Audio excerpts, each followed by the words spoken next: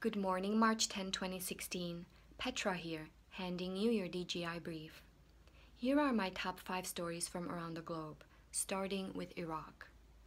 US and Iraqi officials confirmed yesterday, although unofficially, that US Special Forces captured the head of the ISIS unit in charge of developing chemical weapons.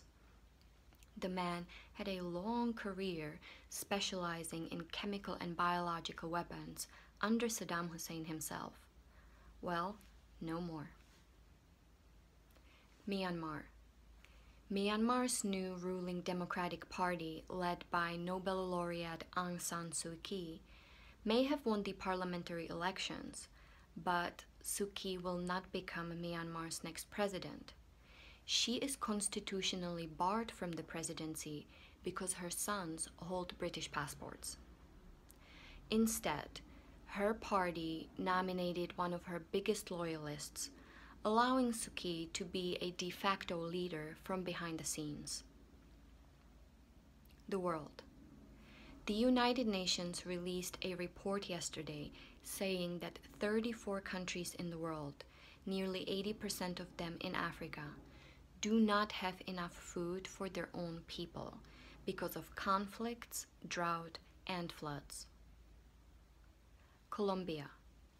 The Colombian government acknowledged it may miss the March 23rd deadline for signing a peace agreement with rebels of the Revolutionary Armed Forces of Colombia, because the deal's provisions on disarming the guerrillas still need to be worked out.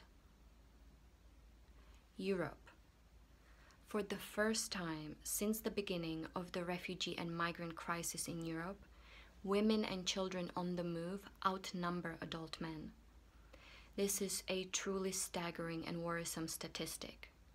Last year, 70% of the migrant population were men, but now, women and children make up almost 60% of refugees and other migrants crossing into Europe. Why is this so concerning? Because women and children are most vulnerable to human trafficking, exploitation, discrimination, and abuse. Human rights groups have documented too many cases of sexual and gender-based violence and exploitation from smugglers, criminal groups, and just ordinary citizens along the migrant route from Lebanon to Turkey to European countries.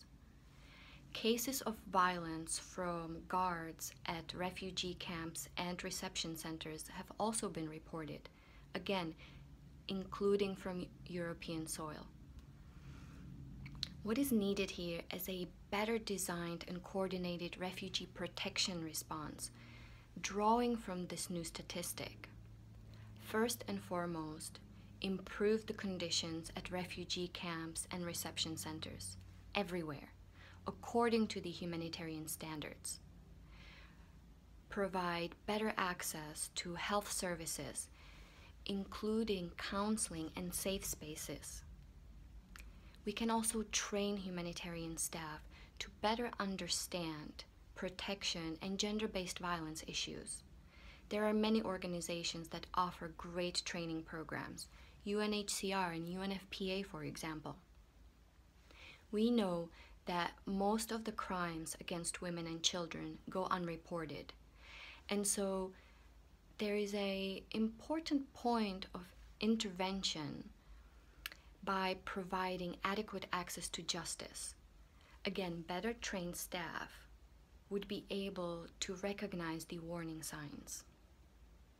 And above all, we must prioritize more humane migration policies, from reunification of families to relocation and resettlement schemes, more access to asylum for the most vulnerable groups. This will reduce the exposure of these women and children to sexual and gender-based violence. I guarantee it. And that concludes my top 5. Now, let's get out there and make it a good day. And remember, if you think you can, or you think you can't, you're right. Thanks for watching. Don't forget to subscribe.